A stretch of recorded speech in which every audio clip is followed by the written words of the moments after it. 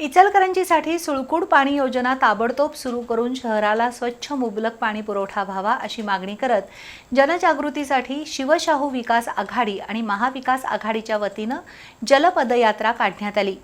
गाव भागातील महादेव मंदिरात अभिषेक करून या पदयात्रेला प्रारंभ झाला। दिवसभर तब्बल 21 किलोमीटर फिरून रात्री यात्रेचा शहापूर चौकात समारोप झाला।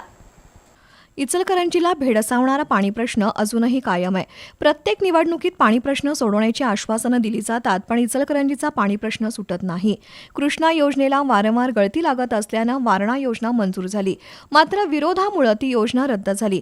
त्यानंतर राज्य शासनानं इचलकरंजीसाठी सुळकूड योजना मंजूर केली, पण या योजनेचीही अंमलबजावणी झालेली नाही। राजकीय उदासीनता, श्रेयवादाचं राजकारण आणि नागरिकांची दिशाभूल यामुळे इचलकरंजीचा पाणी प्रश्न कायम आहे। सुळकूड पाणी योजना ताबडतोब कार्यान्वित व्हावी यासाठी शिवशाहू विकास आघाडी आणि महाविकास आघाडीच्या वतीनं इचलकरंजीत जलपदयात्रा काढण्यात आली। आज सकाळी शिवसेना उबाठा गटाच्या वतीनं सुळकूडमधून आणलेल्या दूधगंगेच्या पाण्यानं गावभागातील महादेव मंदिरात अभिषेक करण्यात आला। यावेळी मदन कारंडे, शशांक बावस्कर, उदयसिंग पाटील, संजय कांबळे, नगरसेवक शिवाजी पाटील यांच्यासह कार्यकर्ते उपस्थित होते। त्यानंतर पदयात्रेला प्रारंभ झाला।